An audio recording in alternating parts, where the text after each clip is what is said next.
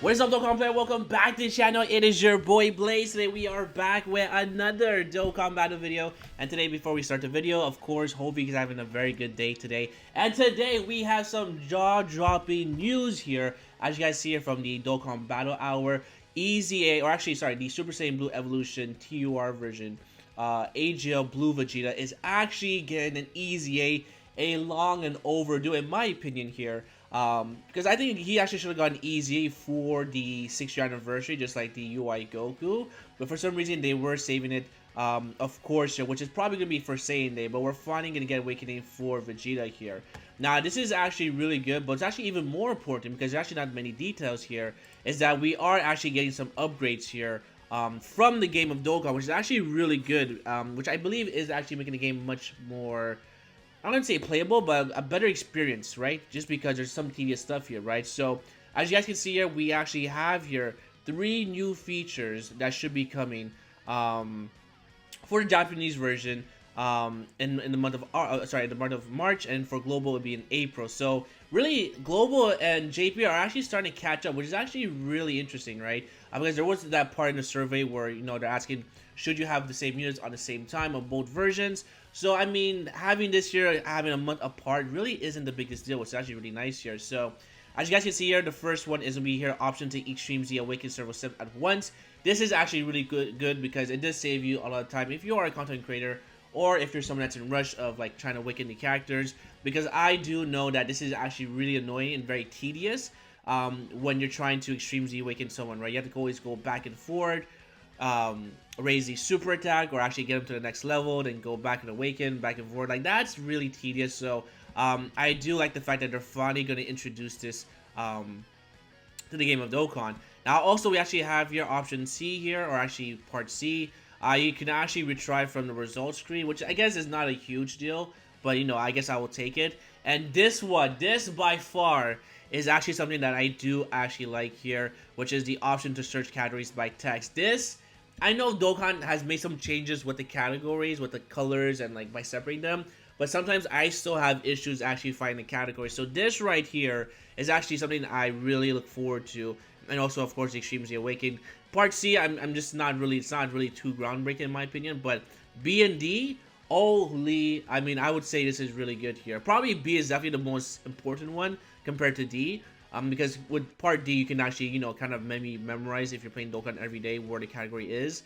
But for someone like me, I don't really pay attention to that, and sometimes I do have trouble looking for something like the Connected Hope category, right? Or like the Bonds of Master Disciple, right? Or like even, what's that? Storage Figures, for example, right? Those categories that you don't really use that often, it is sometimes a struggle to actually, well, I would say a big struggle, but it's kind of, it gets annoying to actually get that, try to find that category. So really looking forward to these changes here to global on April, but JP is going to get it first in the month of March, so probably for Saiyan Day. Again, this is probably the same thing, arriving at the same time as the Blue Vegeta, which again is getting easy very soon. So as you guys can tell here, we're almost at the end of February, so basically this is most likely to be coming here for Saiyan Day, which is very, very exciting here. If we actually take a look here at Vegeta, which should be right about here, Vegeta actually needs an EZA, and the reason why is because he is a leader for one of the best categories in Dokkan, which is Pure Saiyans. And honestly, his leadership is not the worst. I mean, attack is 130, but it's not, I mean, the biggest deal, right? Because what's really important, in my opinion, which I find very important, is actually be more defense. I think a category that has defense 170 or 200% is you're actually really good off. And the reason why is because, as you guys know, in the meta, when it comes to like the Ultimate Red Zone, as time goes by, the bosses are getting much more difficult, so defense is actually more important than offense, in my opinion, right? So again, Vegeta didn't have like the worst leader skill, but with his EZA, I do believe here that we have here Pure Saiyans 170 across the board, which would be really good here because again, this Vegeta desperately deserves it, right?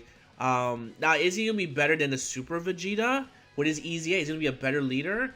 I think he's actually gonna be a better leader here, right? Because Super Vegeta, as much as I like him, he's not really a slot 1 character, because, I mean, I guess it depends how many dupes you have of him, right? Because he gets most of the defense after he super attacks and after he gets hit here. But if you get super attack in slot number 1, it's just not really, it's not really in your favor, right? You get destroyed, right? So, I mean, I'm not saying he's a bad leader, but I mean, having this Vegeta as a leader probably would be better.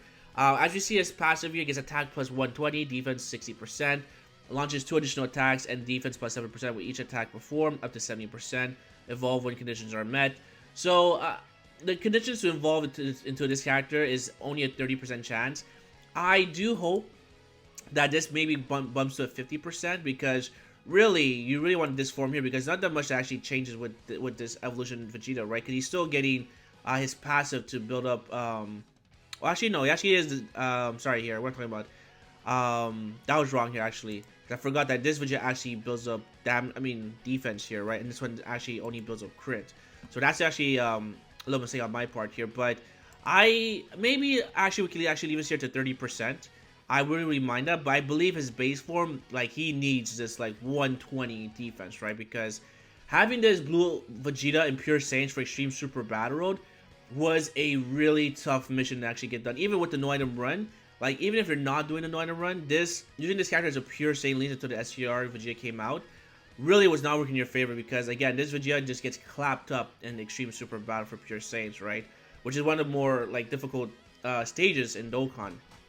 So, I would rather prefer if he can actually greatly lower attack and defense, because greatly lower defense means nothing for the player base, right? So with his EZA, if he can maybe also lower attack, that would be really good. Defense, we definitely need to have here at least defense 120, right? Minimum, I would say, or even 130. And the reason why, because again, the red zone is not a joke. It's actually really difficult. And also we have here his passive here. He actually builds up defense. I think, it's not the worst because with his hidden potential system, you can get 4 attacks per turn. So I guess, maybe bump this up to, I guess they can leave this the way it is, to be honest. I don't know what else they can change in his base form because he really needs is just more defense and definitely more attack as well, I would say, right? Because again, Vegeta in 2022, like a 2 million attack stat is not that great. Even though you could actually attack multiple times, 2 million attack stat is just not the greatest, right? So again, if he has more attack and definitely more defense, that'd be really good here. And then of course here we have your Super Saiyan final form, the evolved form, which is gonna be pretty good here. Again, I would rather have your lower attack as well and lower defense. This kind of massively lower defense means nothing in the Ultimate Red Zone, Dokkan events, Infinite Dragon Ball History event. Like, this passive means nothing here, right? As far as his passive, I don't know, maybe jump this to like 180 or like even 200%. I'm not even kidding here because I believe Tech Gogeta here has like 200%, right? With his EZA. Let's actually go ahead and take a look here at Tech Vegeta. So, Gogeta here, sorry. Let's go here to Super Saiyan actually. Super Saiyan, Gogeta should be part of that category. Let's actually take a look here for Super Saiyans. And all these goddamn ads. Alright, come on, load up. Where is going to be Gogeta? So Gogeta, your EZA is going to be right about here. So there you are, there's Gogeta. And then if we take here at his Extreme Z Awakening, I believe he has like 200%, right? So, oh, actually, sorry, he has attack and defense 150. My apologies here. And then he builds up his attack and defense. So again, if Vegeta actually gets here attack and defense 150, I would really appreciate that because he desperately needs it. So again, that's gonna be it for today. Let me know what you guys think about Vegeta. Are you guys super hyped that he's gonna be actually get his EZA? Do you guys have him fully leveling? Do you have him fully rainbowed? And also, do you agree with the changes here that that both Global and JP are getting with the extra features here?